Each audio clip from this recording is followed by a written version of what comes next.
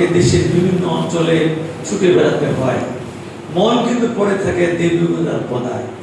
কাজেই এই যে গতকালকে আমি মন্ত্রণালয় অফিস করে কিন্তু ছুটে আসছি, যত 2-3 দিন যে করে থাকা যায় আপনাদের সঙ্গে দেখা সাক্ষাৎ করা, খোঁজখবর নেওয়া, এবং আমার লক্ষ্য হচ্ছে একটাই যে আমার দেবীগঞ্জের কি উপজেলার 10টি ইউনিয়ন পৌরসভা প্রতিটি ওয়ার্ডে মানুষের মুখে যেন হাসি ফোটাতে পারে।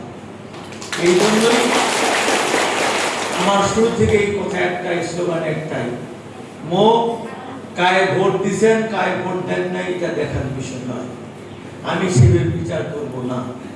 আমার বিচার বিবেচনা একটাই, আপনি আমার দেবীগঞ্জের মানুষ কোন দল করেন, কোন দল করেছেন, কোন দল করিবেন, আমি সেটা বিচার বিশ্লেষণ করব না।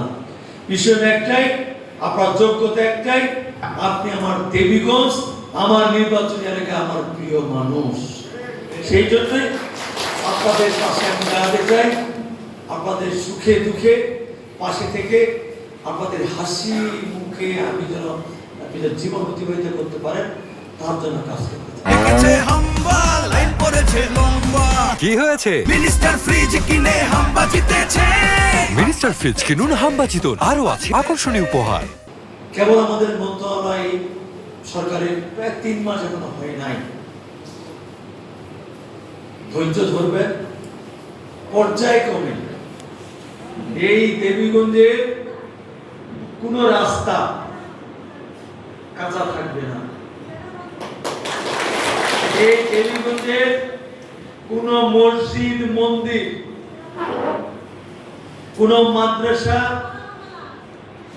বা ঈদগাহ মাঠ বা শ্মশান ঘাট এমন কোন প্রতিষ্ঠান থাকবে না যে প্রতিষ্ঠানে এই সরকারের তারেক রহমানের সরকারের অনুদান পৌঁছবে না।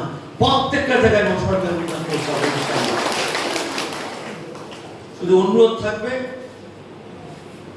আপনারা এই যে অনুদানগুলো, এই যে আমাদের সরকার তারেক রহমান সরকার আমাদের এই দেবীগঞ্জবাসীর জন্য উনি আমাদেরকে যে দিবেন, আমরা যেন সেটা সুষ্ঠুভাবে, সততার সঙ্গে, নিষ্ঠার সঙ্গে, দেশপ্রেমের সঙ্গে যেন আমরা সেইগুলো বন্টন করি এবং সেই কাজগুলো করতে পারি। একজন লোক চুরি করলে একজন উপকার হবে, কিন্তু ওই একজনের চুরি বন্ধ করতে পারি, দেখবেন সেখানে 1000 লোক আমরা উপকৃত হব। সে রাস্তা তৈরি করার ক্ষেত্রে, মসজিদ মন্দির যে কোনো আমরা অবকাঠামো তৈরি করব, সেখানে সবাই আমরা উপকৃত হব। কাজেই আমি আশা করব আপনারা সবাই এটা চিন্তা করবেন।